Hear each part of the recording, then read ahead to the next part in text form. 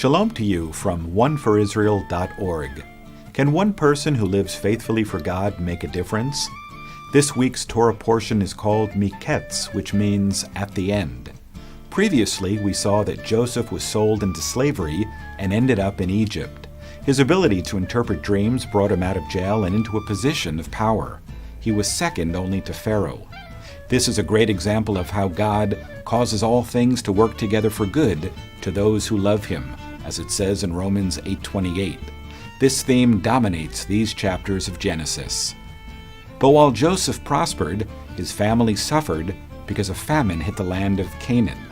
Jacob sent 10 of his sons to Egypt to buy grain, and only Benjamin stayed with him.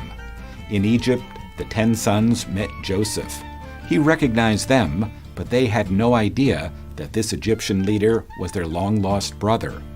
Joseph then commanded them to bring Benjamin, who was special to him since they were both children of Rachel. But still the brothers did not recognize Joseph. Before the brothers left Egypt, Joseph engineered a plan to keep Benjamin with him.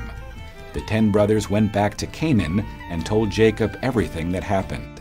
God was setting the stage for a later victory. As the events of these chapters unfold, the brothers became increasingly aware of their sin. For example, in chapter 42, verse 21, we read the following.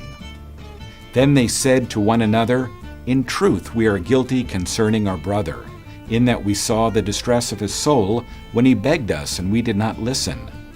That is why this stress has come upon us." Joseph was not out for revenge, he wanted justice.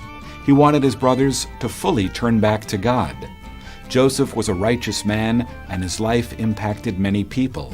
Chapter 41, verse 38 says, "And Pharaoh said to his servants, 'Can we find a man like this, in whom is the Spirit of God?'" This is a remarkable statement. The emphasis on God's Spirit in the life of His people will dominate the later writings of the prophets. But here in Genesis, only Joseph is described in this way.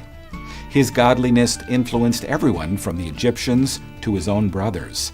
This is reminiscent of the words of Yeshua in Matthew 5, verse 14 through 16, when he said, "You are the light of the world.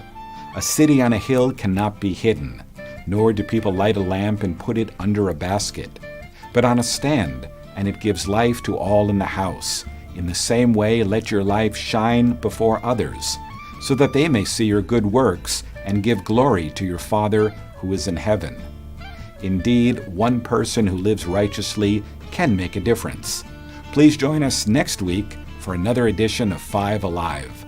Wishing you God's shalom from oneforisrael.org. And don't forget to share.